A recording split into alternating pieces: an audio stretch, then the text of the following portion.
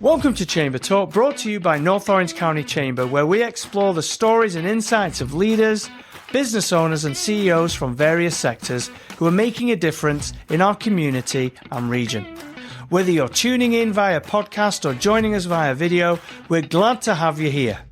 I'm your host, Andrew Gregson, and today we have the honour of welcoming Dr. Steve McLaughlin, Superintendent of Fullerton Joint High School District. Thank you for coming in today. Thanks for having me. I'm excited to be here. It's been a minute since we met last. It has been. And I know you've done a lot since then, and I wouldn't want you to fill everything in, but you want to give us maybe a quick introduction of the school district, maybe how many schools you've got under you? Yeah, well, again, thanks for having me here, and appreciate the partnership, especially with schools and education in the area. As you mentioned, Steve McLaughlin, Superintendent. This is my fourth year as Superintendent of Fullerton Joint Union High School District. We're a high school district made up of grades 9 through 12. We have 6 comprehensive high schools, and then we have an alternative ed school, and we have an online school as well. So 7 campuses with 8 programs. We have approximately 12,500 students that serve the areas of Buena Park, Fullerton, and Fullerton, La Habra, and then we stretch into some other municipalities. So we really wide region.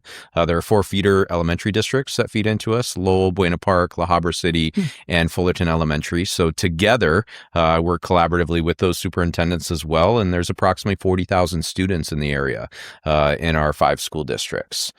And you mentioned there at the very beginning, this is your 4th year. Congratulations. Thank you. Reaching 4 years is a big thing, isn't it, these days? But can you share a little bit about, how you got to that role? Because, you didn't just start one day and get the job. No, it's a great question. I love telling the story, and I would challenge anyone as you're coming into education, if you met anyone that says someday I want to grow up to be a school superintendent. So no, in actuality, as the story goes, when I was 14, 15 years old, I'm in high school and trying to figure out my life and what do I want to be when I grow up. And I was really into history and politics, but I really loved going to school. School was a safe place for me, gave me activities, friends, a lot of mentors, and so I'll never forget, it was in a history class in high school, and I made a conscious decision. I was going to do one of 2 things. I really wanted to make an impact. I really wanted to serve society and kind of give back. And 2 thoughts came in my mind. One, I was going to be president of the United States at 14, 15, right? Who doesn't? Or 2, I wanted to be a teacher.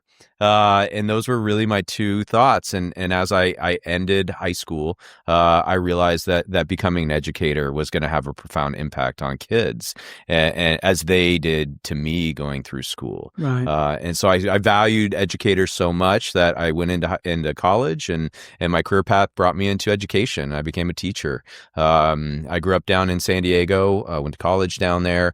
Actually went back to my school district where I grew up because my dream was to coach high school basketball at Torrey Pines High School, where I graduated, and teach there. And I got most of it. I taught at the middle school that feeds into the high school, and I did get to teach or coach high school basketball, and I was living the dream.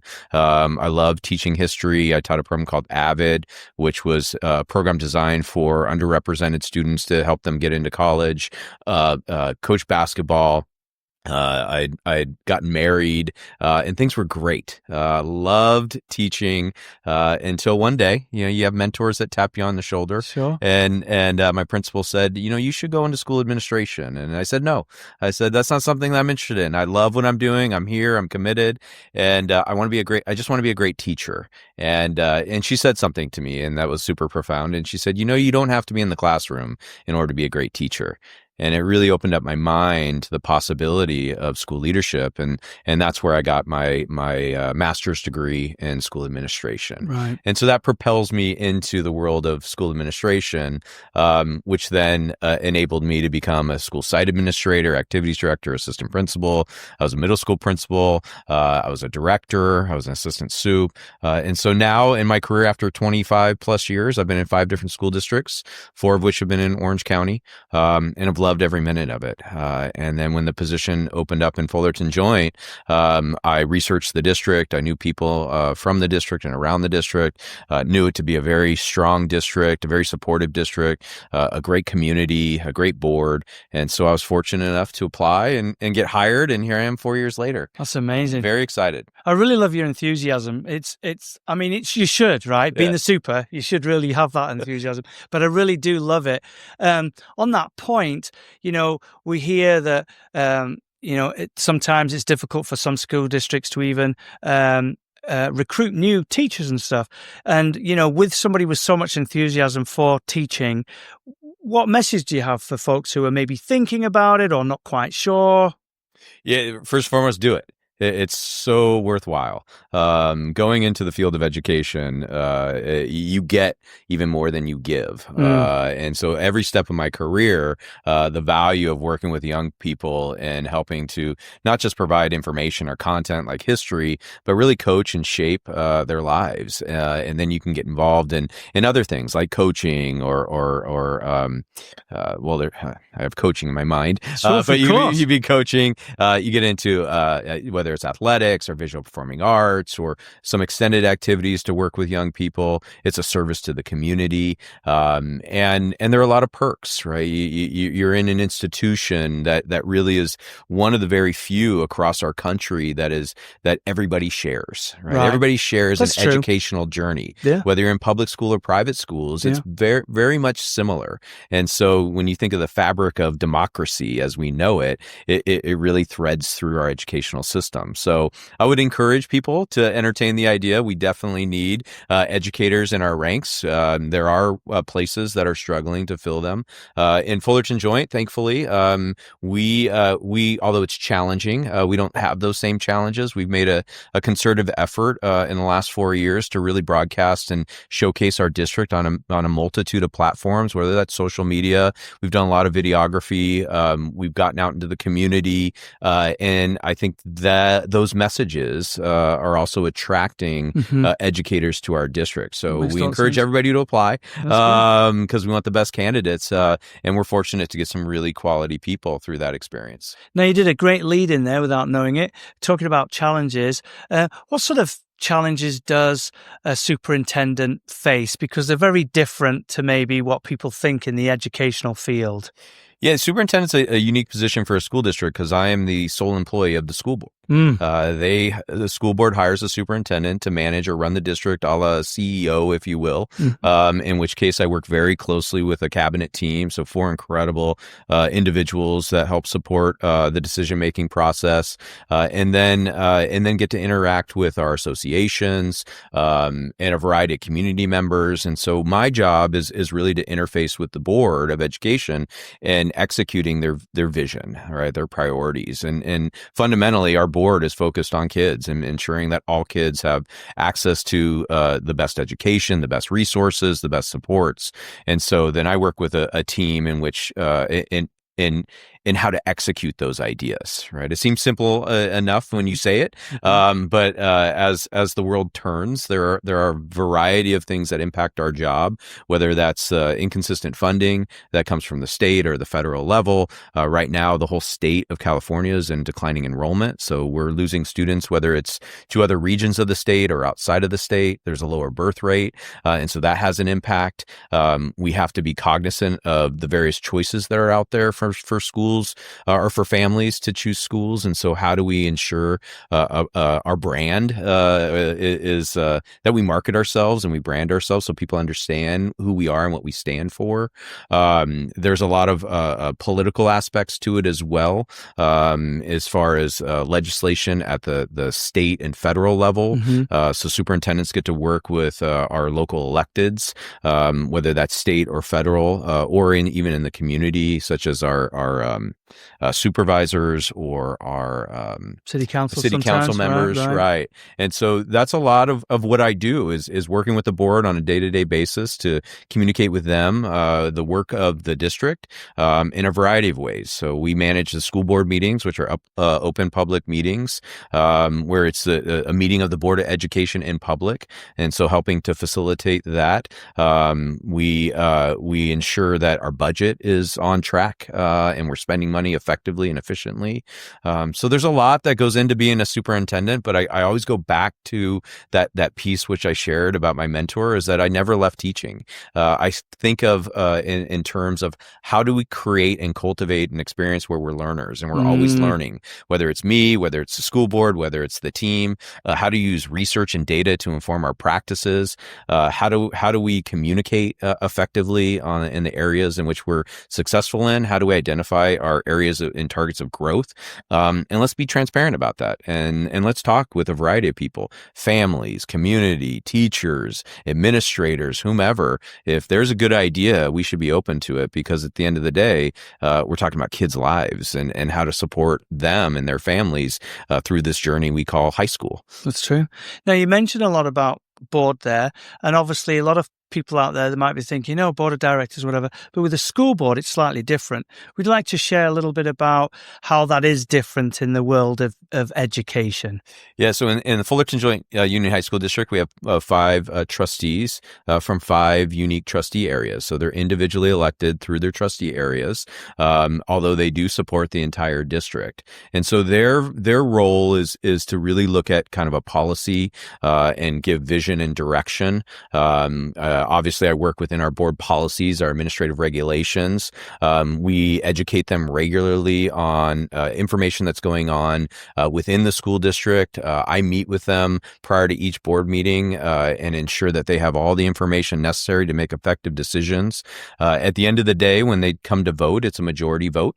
So in our case, we have 5 board members. Some school districts have 7. Some might have 3. But in our case, you need 3 in order to pass an item forward. And so it's really incumbent on me working with them to give them as much information as possible to make the most effective decisions for our district and our community.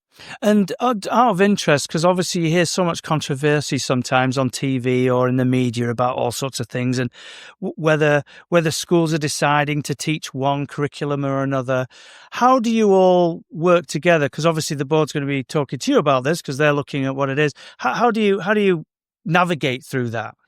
Yeah, great question. In the state of California, it's really determined at the state level. So depending on the curriculum that we're looking to entertain adoption with, could be English, math, science, history. Those are vetted at the state level through the Board of Education, and the offerings are there are many, there are several, but they basically narrow it down. And then at the local level, that we go through a process that has a lot of input from our teachers. They're the ones who are going to be implementing that curriculum. And so we actually are in one right now. We're in a pilot phase around curriculum in science and English. And so we have teacher leaders that select from the board adopted curriculum. They then narrow it down to 1 or 2 that they want to pilot. We pilot that within the school system. Then we bring it forward to the board on a recommendation. Then the community has a chance to weigh in as well. So there's always a community a pause so that the community can provide input before the board goes to adoption. And at the end of the day, though, it is the board's decision on what curriculum to adopt at the localist level. And so at the end of our pilot, we will recommend, or we have recommended, 2 curriculums, one for science and one for English. They're in public viewing right now, and then the boards will come forward and make the decision. And when they're in public viewing, does that sometimes make people go back to the drawing board and think about what was said at public comment or anything like that? Or is it really, it's just a case of, well, it's our job to make the decision, so this is what we've got to go with? Yeah, it depends. It depends on the district. It depends on the curriculum being adopted. It depends on the public input. But the intent is so that all stakeholders have an opportunity for input. And at the end of the day, the board will weigh all of that input, from the teacher recommendation to the administrative recommendation or the staff recommendation. And then also it's important, and our board does a great job at listening to community input.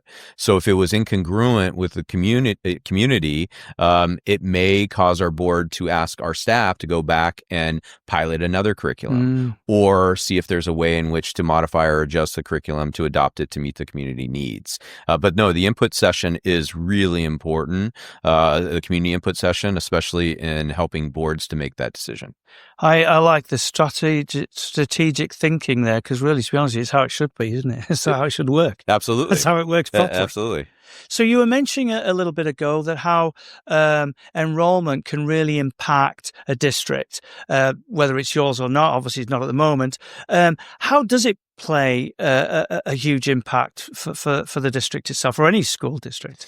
Yeah, in general, in the state of California, we get funded based on enrollment and then how many kids show up each day. Right. So it's average daily attendance, or ADA, right? So overall enrollment trends across the state have been trending down, and they will be. They anticipate for at least another 10, 12 years. And so what that means is that the state of California provides resources per student resources to each school district. So if you lose one student or 100 students or 1,000 students, then your budget is actually reduced going into the next year. And then they take a calculation based on how many students show up each day. So what we're fortunate in our community, we have approximately 96% of our kids come to school every single day. Oh, that is very high. That's very high average. And especially post-COVID, we've seen attendance trends around the state decline in other school districts. So where school districts were trending around 94, 95%, they're now in the 91%.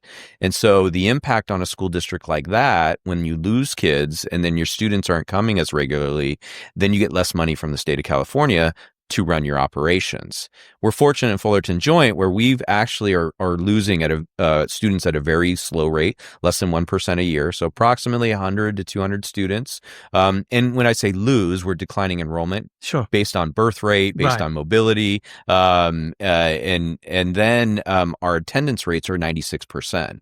So we're able to have a very stable funding source for us to predict our budget going into next year. And actually the state of California asks us to predict into 3 years. Oh, really? And so if we have very consistent enrollment trends and attendance trends, that gives us great stability as far as making decisions on how to put that into the operation. Right. You can plan ahead far better, can't you? Absolutely. Right. And the majority of a budget in a school district is in personnel. So approximately 80 to 90% of all school districts, their budget goes to support personnel.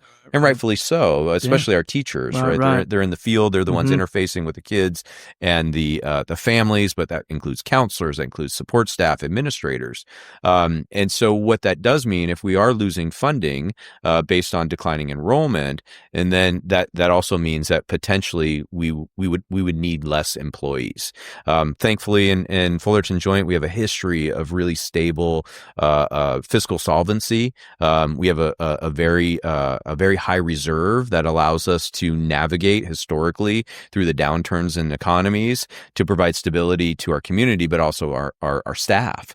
And so we've been able to maintain a lot of amazing programs, even in the downturns. And it's been a while since there's been a downturn, but during those times, we've been able to navigate it. So enrollment plays a huge role in how we determine how to provide services to our community. That's huge, isn't it, really, if you think about it? It really is down to daily? Yeah, so they take it's average daily attendance. Yeah, so that's crazy. So when mum and dads keep the kids off school for a couple of days, and there's a few of them who do it, let's say, that could potentially over time add up to not bonus points, but bad points against the district. Yeah, it could and decrease funding, wow. and rightfully so, right? Yeah, when somebody's sick, absolutely, yeah. And then at post-COVID as well, we've seen different trends, and rightfully so. If somebody's hurting or they're sick, but it's also in a sense in some places where families have the the ability, they might travel, they might take vacations during school, and that could have an impact overall on funding, and so you'll see a lot of school districts that do attendance campaigns, and they educate the community of the importance of coming to school, not just for the time in the classroom to learn, but the potential financial impact should you choose to take that 2-week vacation. And there are a lot of them that could have an impact on a school or a school district. Wow, the following year's worth of stuff. So leading on to that, because that's a very great point, is, how do you determine, or how do you look at putting in maybe new programs? So, like you're saying, if you understand you've got a budget for X amount, you go, okay, we could probably fit in a STEM program there, or we could do that. How do you decide what overtakes one from STEM to AI or whatever? Well, in a lot of ways, it's based on community demand and trends and transitions, and I'll just say industry, if it is going to be in STEM or career technical education. There's always going to be the foundational math, English, science, history, always going to be. Yep. There's going to be physical education, always going to be. And so then we get to play in different areas such as world languages, such as STEM or career technical education, and other elective programming. And so within our school district, with our 6 comprehensive schools, those are very distinct communities as well. And so it's great in Fullerton Joint. It's the first district I've been in that has so many farms. We at 6 of our schools, we have fully operating, functioning farms. One of my favorite stories is, as I accepted the job, I got a tour of all the campuses. And at Sonora High School, I walked to the back field where the baseball field is, and there's the farm. The farm is connected to the home run fence of the baseball field. And so you have a cow looking through the fence of the baseball field watching the baseball game, right? And in my mind, I'm waiting for that home run to go and hit the cow like a minor league team, and you win cheeseburgers for everybody, right? Whatever that is. So that's a unique program that historically in our school district has been in high demand. In some cases, 60% of our students at some of our schools take at least one ag program or one ag class, because that might count towards their science, or something like that, or an elective. And so our kids have a chance to feed goats and raise chickens and cows. And sometimes they just get outside, and so they have a different experience. It's a lot of learning, isn't it? A ton of learning, right? Yeah. And when we get into industry, right? So let's take the automotive industry, right? So where in my day, right, it was kind of the auto shop that's changed the oil, still very important, but cars now have a lot of computers in them, and there's electric cars. And so how do we then adapt and evolve with them? And this is where our regional occupation programs, or ROP programs, come into play. And so we partner with them. Right. So we have a multitude of auto shops. A lot of videography is emerging. There's other industry, robotics, right? A big push into the robotics, and we have a state recognized robotics program at Buena Park High School. And you walk into those classrooms, and they're flying drones in these cages, and they're programming arms to move things around. And so the demand of industry, the demand of the community. We have foreign language programs like dual enrollment. So in Fullerton and La Habra, there's dual language. So we have students who are in dual immersion programs in elementary, and now they come through high school and they have dual language programs. Elementary school, they have dual language programs in high school. And then the last piece is partnering with our local community colleges, offering dual enrollment opportunities where kids in high school can take college classes, right? So there's a multitude of ways in which to analyze really where to go from programming, but it really starts by asking the question of our community, what do you want? Right. What do you need? Yeah. Industry, what do we need? Families, what's of interest? And then we go back into our programs, and we're constantly evaluating how to help them evolve to meet the current trends. And you mentioned a few things there. One of them was ROP, and they're very engaged in this area. So I suppose a question to that, because a lot of people might not quite see where it all fits together, but you collaborate with a lot of different entities to make things even better for the high school kids. You want to share a little bit about the importance of all these different organizations or entities that actually provide these other services? Yeah, I love this question because our motto this year is FJUHSD, Uniting Communities, Engaging Minds, and Building Futures. Oh, that's cool. Yeah, and with the emphasis on uniting communities. And so our kickoff day this year, we always have a kickoff day, and typically it's the management team, and then we've expanded it to our association leaders and other members of our internal staff. But this year we brought in approximately 60 members from the community, including our feeder districts, our industry partners, to showcase how we can all partner to expand opportunities for our kids. And so throughout our schools in various forms, I'll use Troy High School, for example, they have a lot of business partnerships and they have intern requirements through their Troy Tech program. And so having strong relationships with our business partners allows our high school kids to get industry experience while in high school. Super important, especially as they get ready to emerge from high school. And we call them post-secondary options, right? It's college to career or college and career. So some students are going right into careers, and we need to get them ready. Some are going to go to direct to 4 university, some to university, some are do blended programs. And so how do we get them involved in that type of experience? I'll also highlight another program. It's called Beast. It's at Fullerton Union High School. And that Beast program focuses on animatronics. If you think Pirates of the Caribbean, if you've ever been to Disneyland, you rode the rides and those robots are moving and singing and dancing. Well, that program actually replicates in their classroom the building of those animatronics. Oh, wow. And so there's a partnership with Disney through their connections. And so they have a chance to emulate some of that work. And they built that actually last year into their theater production. Okay. So it blended. That's nice. It blended the Beast program with our theater program, which then brought in our music program. And now we have this kind of holistic experience of an expression of look at all the things that come together. It's whole production. To kind of showcase it through what we would normally say a play. Right. It's not just a play. No. There's a lot of layers. We're definitely looking to figure out more and more partnerships, in essence, to get our students more experiences while they're coming through. And so if there is anyone out there, just reach out. Love to talk with you. And we have a variety of ways in which to connect throughout our schools. I love that. That's really cool. Now, mental health and well-being has been a critical issue for students in today. How is the district integrating support programs to address any of those types of issues, or coming out COVID or whatever else is going on? Yeah. Another really, really topical, great question.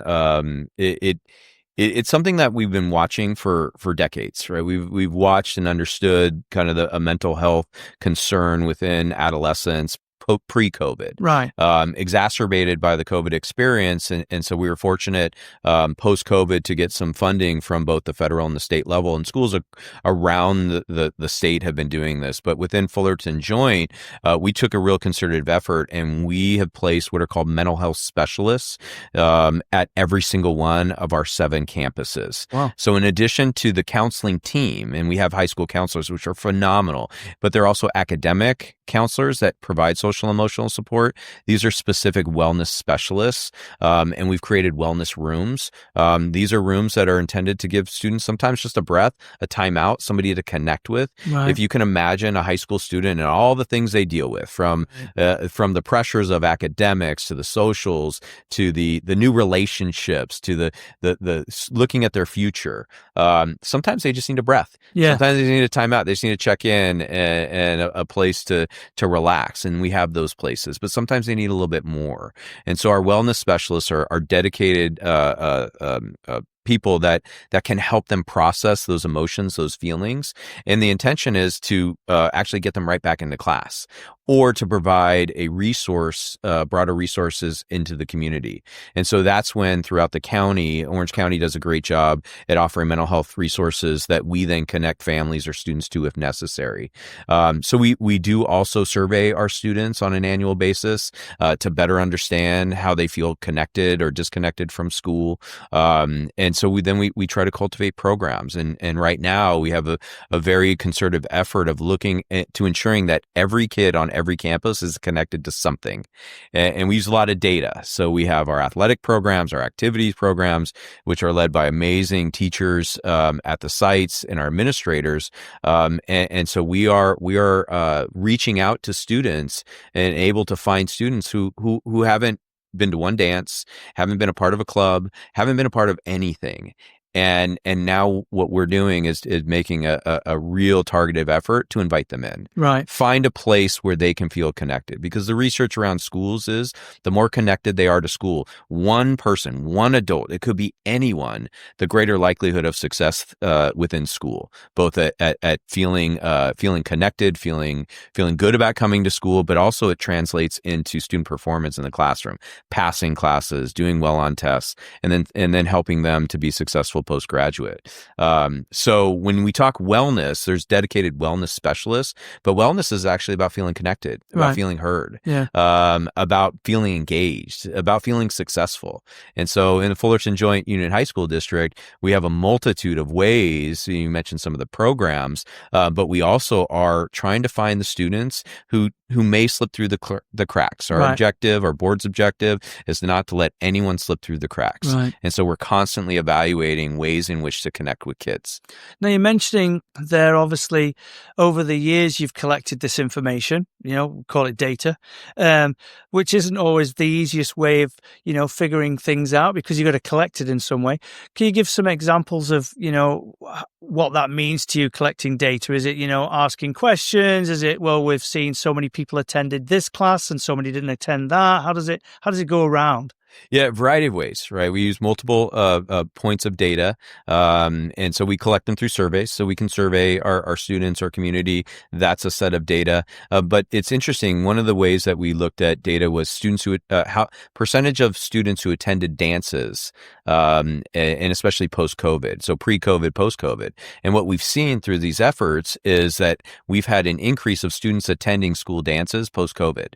We've had an increase of students attending football games, basketball games post-COVID.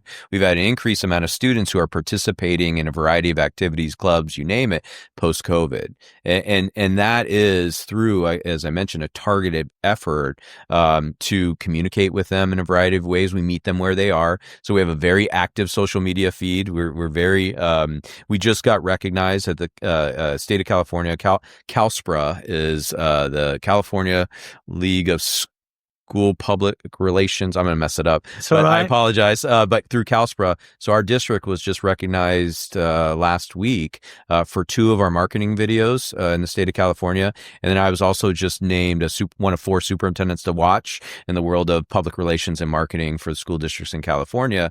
And it's really the effort of the team. But we want to make sure that we're trying to meet everybody where they are. So when it comes to students, we're heavy in social media. And our social media platform has a variety of ways in which we can interface with our students, celebrate our students. They can see their success out there because that's where they are, and their families, that's where they're getting information. So when it comes to the data, there's a variety of ways. But at the end of the day, we collect that data because we know it represents kids. Sure. And it sounds simple. We go talk to kids, right? And we say, what's going on? How can we get better? And we get input from the kids. And then we go talk to the families and we say, hey, parents, what can we do to get better? How can we service you better, or community better? We go to community groups, right? And so data is just one point of information, but it only matters when we start talking to the people that's impacted and gathering their ideas. That's awesome. And congratulations, by the way. That's really cool. Thank you. I'm sure it's not the easiest thing in the world. Well, the team does a lot of the great work. I get some ideas, but actually we have a great team that puts it into practice, and we have a great partner who helps us with our videographer. Our videographer is a great partner to help with the production, high production value. And one of the things we've done too, we started this year, talk about data, is as kids are coming into our district, our families, every year they have to confirm their data. It's called data confirmation. So you go through a registration process every year. And they have to confirm their data. And so what we started asking is, how'd you hear about us? What do you know about us? Why are you picking us? And some of the early data trends are showing that some people are coming into our district from outside the district because they saw our messaging, they saw our videos online. Some people are picking us because they participated in athletics and they went onto our campuses and saw how beautiful they are and how much they connected to them. A lot of people live in the area, right? And so they're staying in our districts and choosing us rather than another district, Right. a private school, because of our high academic programs or the variety of programs we offer. So there's data that comes in on all different levels, but when it comes to connecting with the community, we think our messaging is getting out, and we're seeing some data to kind of showcase that. But we're going to leap back in and talk to people, Right. and see how we can get better.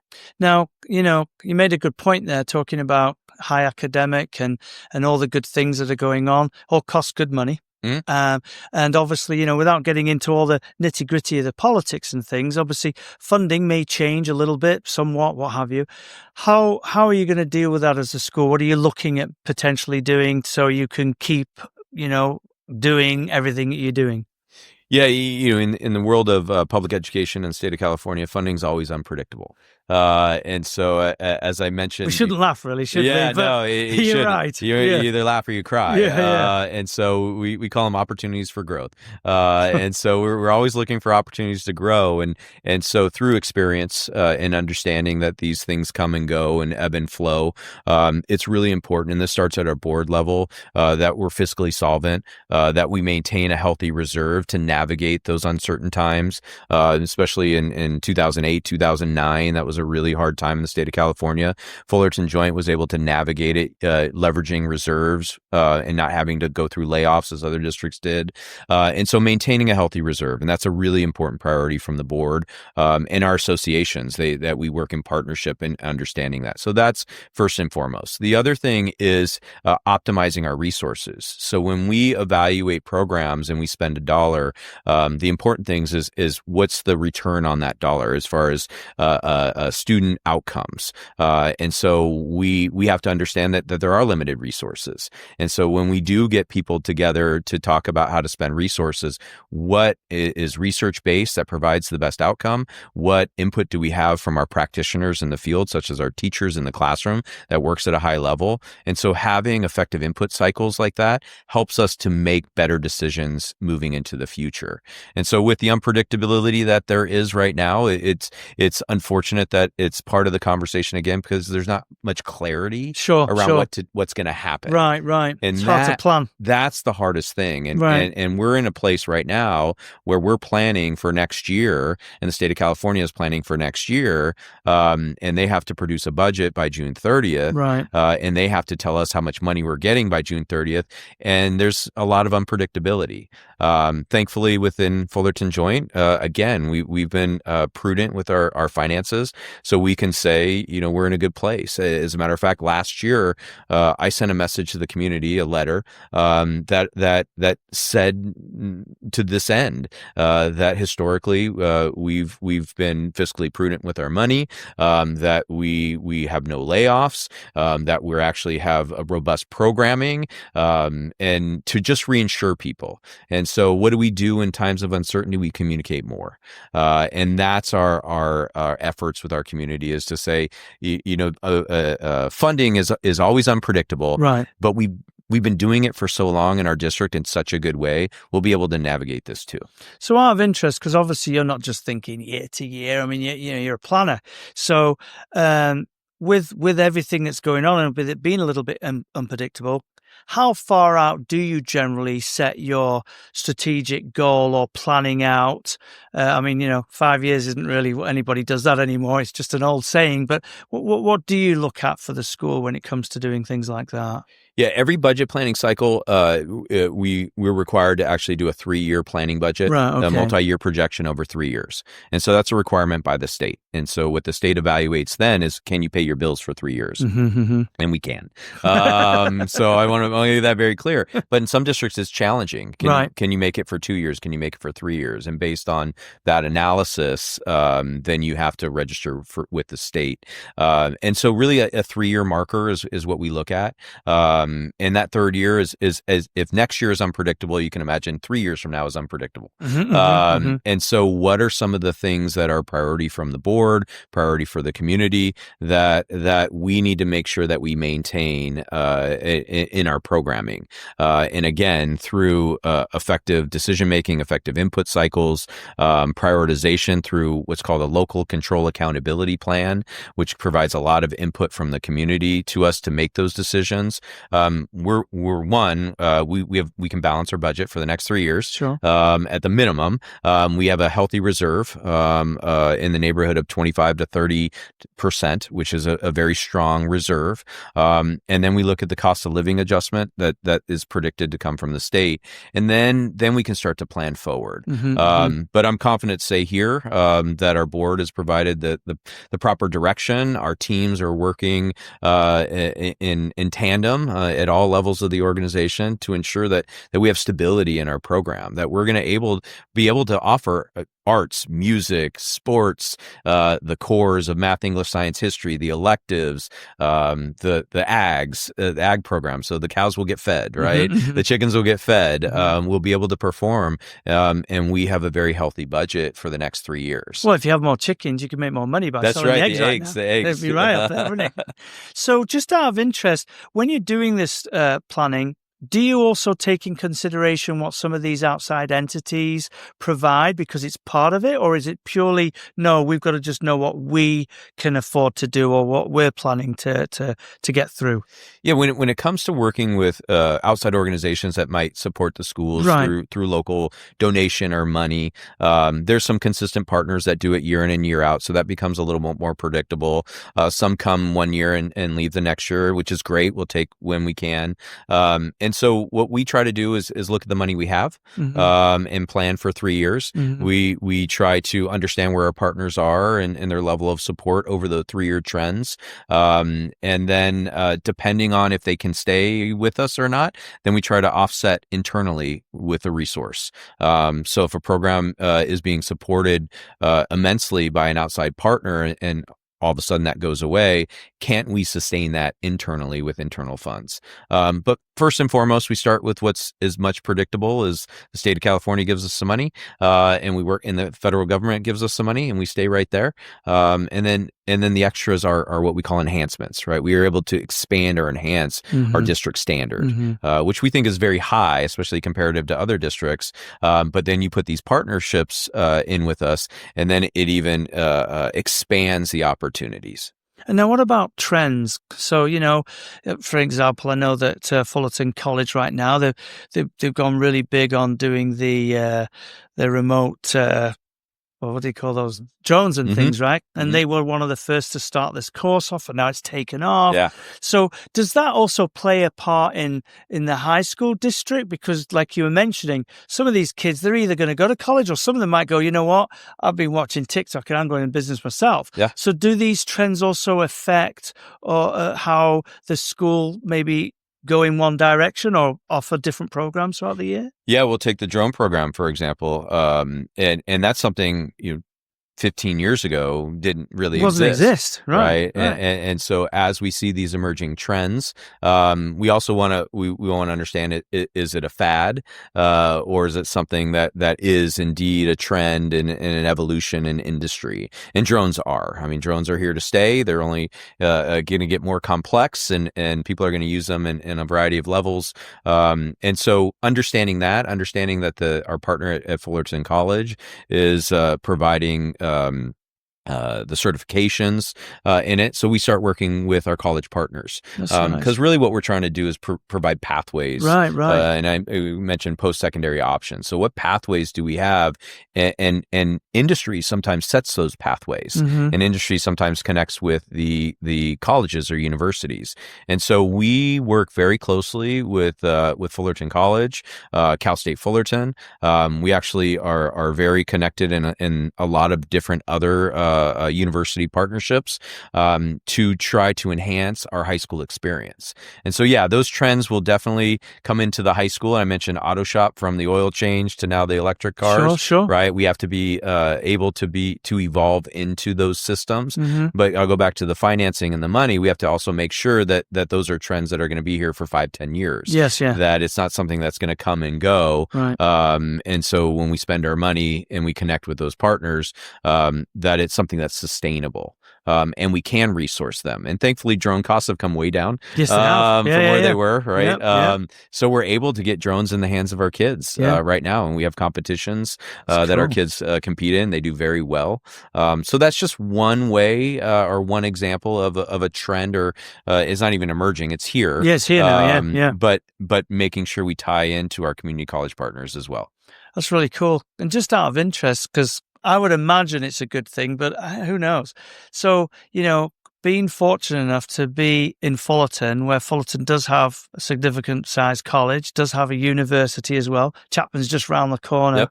Does that make a big difference for a school district because you've got so much follow-through education?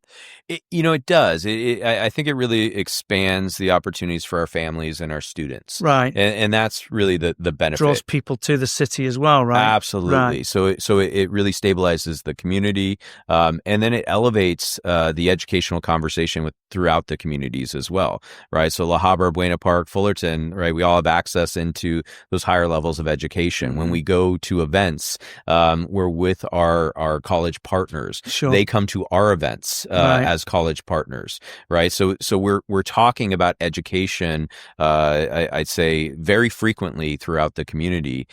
So it's great, and we celebrate their successes at the high school level. And likewise, last year we co-hosted what's called a dual enrollment event at our theater at Fullerton High School with Fullerton College. And dual enrollment, as I mentioned, is an opportunity for high school kids to take college courses while in high school. Mm-hmm. And so Fullerton College has been a great partner with us. Same with Cal State Fullerton, so that we can expand those opportunities for our 11th, 12th graders to take community college courses while in high school. And many of our kids who are taking those courses are students who may not have seen themselves going to college. I was just about to ask you that. I love that idea. You're getting experience already. Yeah. And so where we typically think of students who are on the college path and are going to go to community for a year. A lot of these students are going through this experience, and they may be the first in their family to graduate high school, much less go to college. And so Buena Park High School, the principal over there, Dr. Sanji Berg, he came up with the idea in his program called Take Your Teacher to College, right? And what a benefit to that student. And we're providing supports from the high school as they take community college courses and they're meeting with success. They're passing the course. Sure. And now they're starting to open up their mind as to the possibility of what options are available. Whether they go to college or not, what a gift that is for a student to say, the world's wide open to me. Yeah. Very positive. Yeah. And so that's been a wonderful partnership and really growing and emerging in the last, we've been in it for years, but really expanding those throughout our district and working with Fullerton College and Cypress College. Now, what would you, if you were to give your best piece of advice to folks who, we mentioned before about careers, but that's, I suppose, in a way shaped your own career or leadership. What do you think? What do you think's like one of the best things that's helped you to get to where you are, or keeps you motivated, or get it out of bed and be happy every day? Well, several things I'd say is, and we talk about knowing our why. I wake up every day understanding why I do this. I do this for the same reason I got into it, is to help kids, is to provide opportunities and resources for kids and families, to work with amazing practitioners who are engaged in the same why, and supporting kids. So know your why. That's what I would say. Because in this business, right, things will shake you, especially as superintendent, right? And people come and they want to say things or say negative things about a school or a school district. You have to be grounded into why you're here. And so that is what I feel throughout the school district. I go back to our board, our staff, our community. We know why we're here. We're here to support kids. The other thing is adaptability. The unpredictability of a professional career, especially now 26 years in the field of education, the unpredictability of it is amazing. From the students I taught year in and year out, to the budget changes or the finance changes, to the political changes, to a COVID experience. So what skills does somebody have to adapt to the ever-changing world? And it feels like it's ever-changing even faster. And so for me, it's about being a learner. Right. So be open to other ideas and information. I use research and data, right? I say data is information. Sure. It's what you do with it. Yes, exactly. And so how do we understand research and data? And at this stage, ensuring that the facts are the facts, right? So benchmarking that against others. And then I'll end with what I said before is, and once I have that information, go talk to people. Right. That to me tends to be one of the missing elements is people read about it or they think about it, but there's not as much a conversation or opportunities. And so what we do a lot is provide staff chances to talk from a variety of places within the district, partners from outside the district. We go and seek information from other schools that are being successful. We go to private industries that have successful cultures and how to create that inside. So yeah, being adaptable and being a learner are probably the two biggest assets. And then, well, knowing your why. Yeah. Why do you wake up every day? I wake up every day because I know we get a chance to impact kids' lives, and it makes me so excited. Even in the hardest of hard days, I'm so excited to come to work every day. That's awesome. Yeah. Like a picture model superintendent, aren't you? That's awesome. I just have fun. So as we come to the close, we always give our guests the opportunity to share whatever they want. It could be a shout out to anyone in particular, or maybe there's something that we missed. So I'd like to give you the opportunity, the free mic moment to speak your piece, whatever it is. That's a great question. I love it. When I talk with people, I always give them a magic wand moment, right? You got a magic wand. If I gave you a magic wand, what would you do? What would you say? Yeah, when it comes down to it, shout out to I always shout out to my family, and I have an amazing family that are so supportive. I have a wife and kids that understand that this is a challenging role, and they're so supportive.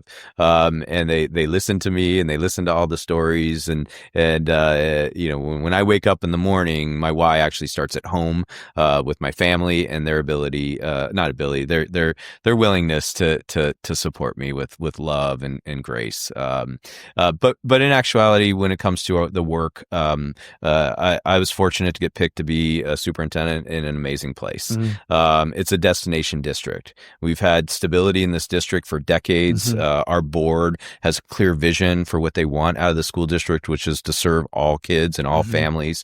I work with an amazing team of professionals at the cabinet level most closely, but throughout the organization. I get to walk classrooms frequently and see teachers that are inspiring kids every single day. So when it comes down to it, I'm just grateful to be here to represent this district for as long as I get to be, and to impact kids' lives. So that would be my shout out is thank you to my family for tolerating and supporting this career that I've had and in this role that can be wild and unpredictable at times, but also equally as thankful to the board for hiring me and really inspired day in and day out by the professionals and the teachers I get to see, and thankful for that I get to do the job that I do. That's awesome. Well, thank you so very much for coming on today. No, thanks. Spending the time and sharing about your wonderful district. That's awesome.